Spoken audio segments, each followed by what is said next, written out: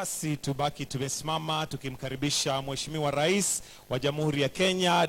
Thank you very much, Your Excellency, for hosting us here this evening as we look to 2023 and cross over to 2024. Karibuni sana, Your Excellency the President, Your Excellency the Deputy President, Your Excellency the First Lady, and also Your Excellency the spouse to the Deputy President. With your permission, Your Excellency, I'll request that we remain standing as I call Pastor Gladys Obogi, who's going to lead us in a word of prayer. So, Pastor Gladys Obogi, you will lead us in a word of prayer just to bless the meal that we have the prayer.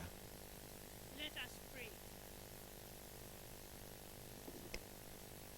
Heavenly Father, we want to thank you for gathering us here this evening.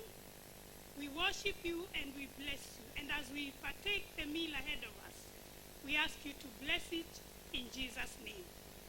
Amen. We may kindly take our seats. Dinner is now going to be served. We'll start with some small bitings. Then soup will be served on the tables. And from there, we'll proceed to the buffet. As we continue to enjoy our dinner,